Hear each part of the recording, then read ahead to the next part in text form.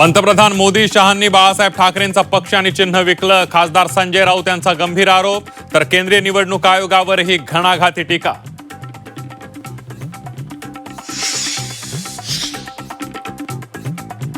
लोक न्यायालयानं शिवसेना शिंदेंना दिली आहे पक्षचिन्ह वादावर फडणवीसांची प्रतिक्रिया. शिवसेना पक्ष ठाकरेंचा सुप्रिया सुळेंचं विधान. सरकारच्या परराष्ट्र धोरणाची राहुल गांधींकडून खिल्ली. जागतिक नेत्यांची गळाभेट घेणं म्हणजे परराष्ट्र धोरण नाही. माफ करा. राहुल गांधींचा हल्लाबोल तर भर कार्यक्रमात केली थेट मोदींची नक्कल. भाजप नेत्यांकडून राहुल गांधींचा खरपूस समाचार.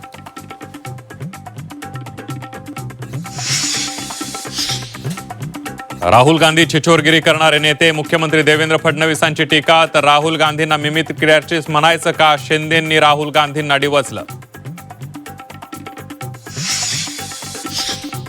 मराठ्यांच्या नादी लागल्यानं बावनकुळे रडकुंडीला आले. मराठा समाजाविरोधात कुणी गेलं तर सोडणार नाही. जरांगे पाटील यांचा बावनकुळेंना पुन्हा इशारा. 1 सप्टेंबर पासून ओबीसी समाजाचं राज्यव्यापी आंदोलन. पुण्यामध्ये झालेल्या बैठकीत ओबीसी नेत्यांचा एल्गार.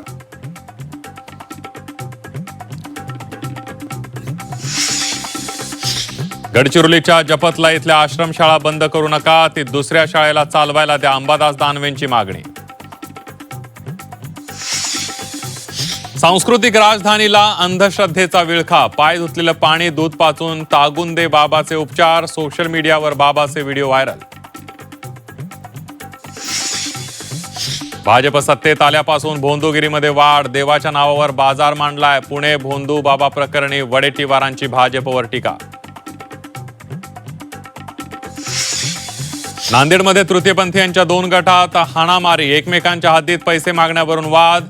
हाणामारीचा video viral.